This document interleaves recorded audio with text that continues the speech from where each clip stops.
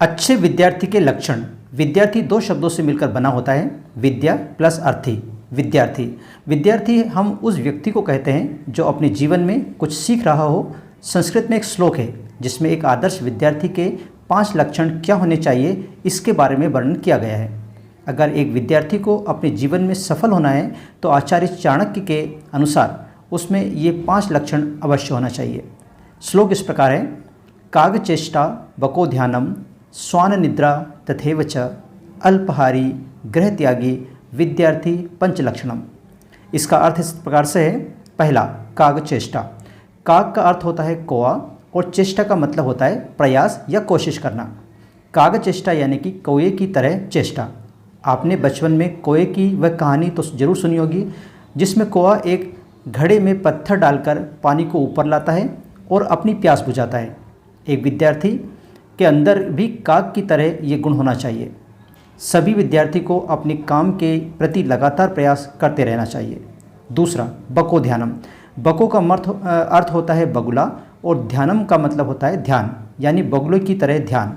आपने कभी बगुले को शिकार करते हुए देखा होगा, यदि नहीं तो आप एक बार जरूर देखें किस तरह से बगुला पानी के एक टांग पर खड़े होकर अपने लक्ष्य यानी कि मछली पर अपना पूरा ध्यान केंद्रित करता है और जैसे उसे मछली दिखती है वह उसे तुरंत पकड़ लेता है। ठीक इसी तरह एक विद्यार्थी को भी अपने लक्ष्य पर ध्यान रखना चाहिए, कभी भी अपने लक्ष्य से भटकना नहीं चाहिए।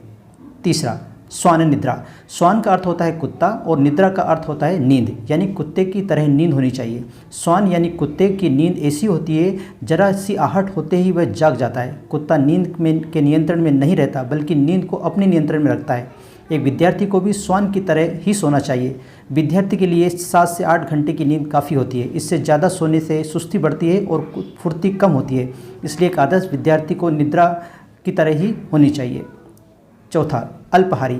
अल्पहारी का मतलब होता है कम खाने वाला। एक विद्यार्थी को हमेशा भोजन पर्याप्त मात्रा में करना चाहिए क्योंकि ज़रूरत से ज़्यादा भोजन करने से सुस्ती आती है जिसके कारण विद्यार्थी ध्यानपूर्वक अपना कार्य नहीं कर पाते। एक आदर्श विद्यार्थी को कभी भी ज़रूरत से ज़्यादा भोजन करना नहीं चाहिए। पांचवा, गृहत्यागी। गृहत्यागी का मतलब होता है घर को त्यागने वाला अथवा घर से दूर रहने वाला। अगर किसी विद्यार्थी को पढ़ने के लिए घर से दूर जाना पड़े तो इसके लिए वह जरा भी संकोच ना करे, क्योंकि घर से दूर रहकर ही विद्यार्थी अपना अधिकांश समय पढ़ाई को देने में सक्षम है। घर की सुख सुविधा के कारण विद्यार्थी अपने लक्ष्य के प्रति केंद्रित नहीं रह पाता है। इसलिए एक आदर्श विद्यार्थी गृहत्यागी होना चाहिए, यानी घर की मोह माया में नहीं पड़ना चाहिए। आज हमने विद्यार्थी के 5 लक्षणों को बिल्कुल विस्तार पूर्वक समझा। यदि आप विद्यार्थी हैं तो आपके अंदर ये 5 गुण अवश्य होने चाहिए। आप देखें कि आपके अंदर इन 5 गुणों में से कौन कौन से गुण हैं और जो गुण नहीं हैं आपके अंदर, उन्हें आप अपने अंदर लाइए और इसकी महत्व को समझिए। Thanks for watching.